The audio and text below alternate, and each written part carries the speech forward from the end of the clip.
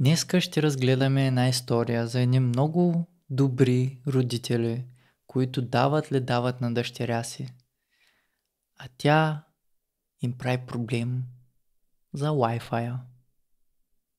Възрастната ни дъщеря, 28, живее безплатно при нас и иска да платим, за да подобрим Wi-Fi. Ние обичаме дъщеря си и имаме много добри отношения с нея. Тя се раздели с приятеля си през юли и се върна да живее временно вкъщи. Повече от щастливи сме да й помогнем и може да остане толкова дълго, колкото й е нужно. Но тя се оплаква от обхвата на нашия интернет и как това влияе върху способността й да работи дистанционно. Тя е доста пестелива и поиска от нас да платим за усилвател, който да покрие нейната стая. Ние казахме няма шанс и дори малко и се посмяхме. За да сме честни, нашия интернет винаги е бил слаб в двата края на голямата ни къща, така че разбираме проблема й. Но тя е вече зряла жена с добра работа, която печели добре и има значителни спестявания. Аз и съпругата ми сме пенсионери и интернетът ни работи напълно добре за нас. Тя има и други възможности да се свърза с интернета. Имаме достатъчно място в готовия за живеене полуподземен етаж. Там има 3 стаи, но тя не иска да работи там. В едната заради мебелите, а в другите две заради липсата на прозорци. Ние можем да си позволим каквото поискаме за къщата си, но ни се струва малко странно, че тя просто не може да си купи или да си наеме усилвателя и да приключи въпроса. Ние вземаме наем, плащаме за хранителни продукти, като тя си купува част от нещата заради хранителни ограничения и ние готвим или осигуряваме вечеря 6 дни в седмицата, като тя готви веднъж седмично. Смятаме, че искането и да платим за това, защото е нашата къща, е прекалено. Между другото, ние също плащаме за семейната ваканция, която е след месец. Самолетни билети, хотел, кола под наем, атракции, билети за паркове, храна. Разбираме, че децата свикват родителите им да плащат за всичко, но тази ситуация ту ни кара да се смеем, ту ни кара да се чудим. Тя отказва да плати за усилвателя по нейн принцип, така че предполагам и ние отказваме да платим по наш принцип. Ние ли сме лошите родители тук? Оле мале Боже! Оле мале Боже! Тази история.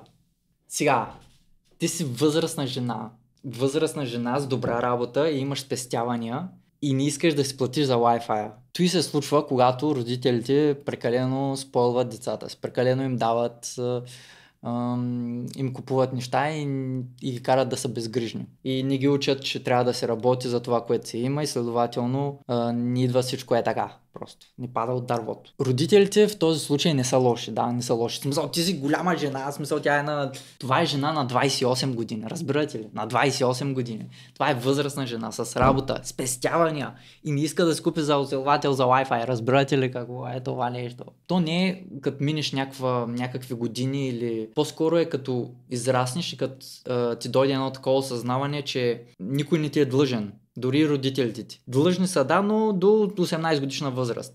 След това, когато можеш да работиш, когато можеш сам да се оправиш, тогава сам си отговорен за себе си и те не са ти длъжни. Цялата тази история изглежда, че родителите наистина я обичат и са й давали и все още искат да й дават, но толкова много са й давали, че се получава една такава ситуация. Те не са сложили граница между това, кое е окей, кое не е окей, за кое трябва сам да си отговорен, за кое не са сложили тая граница от като е била малка и следователно сега като е голяма и като е израснала и като е свикнала с това, е много трудно да сложи тази граница, се получават и не такива смешни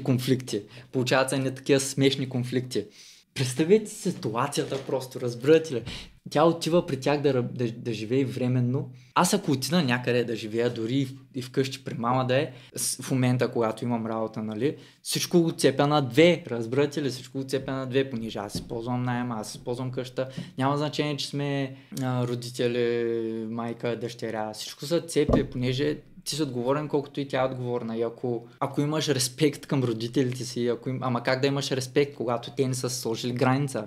Следователно нямаш респект, нали, в техния случай. Но трябва да имаш респект към родителите си и техния труд и следователно да си плащаш.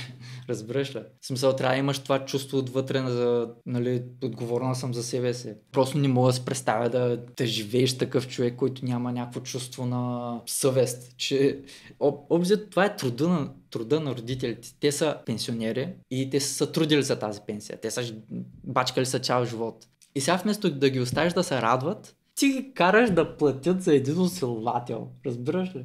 Смятаме, че искането и да платим за това, защото е нашата къща, е прекалено.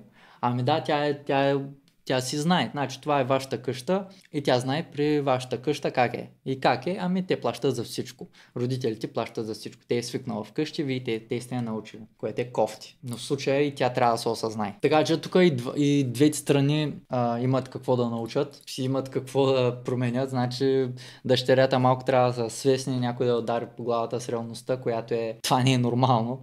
Някой друг да ти плаща за твоите, обзет, някой друг да ти плаща твоите разходи. Също така родителите трябва да осъзнаят, че начина, по който са я научили като малка и до сега е този. И то е да й се дава. Явно са я научили да пести, понеже е пестелила, но има граница между това, нали, да пестиш. Има някои неща, за които не можеш да пестиш и за които си длъжен да платиш. Не можеш да пестиш всичко и колкото се може повече да вземаш от всички и да не ти е съвестно. В смисъл, не можеш да се накирия всеки път от всеки от всичко и ти да се пестиш само за себе си. Това е несериозно. Не сте лоши родители, но тази граница, която не е поставена по-рано, още като е била малка, сега да я поставите, ще има много възпротивления, ще има много конфликт и ще е трудно, но е правилното нещо, което да направите, чисто за себе си.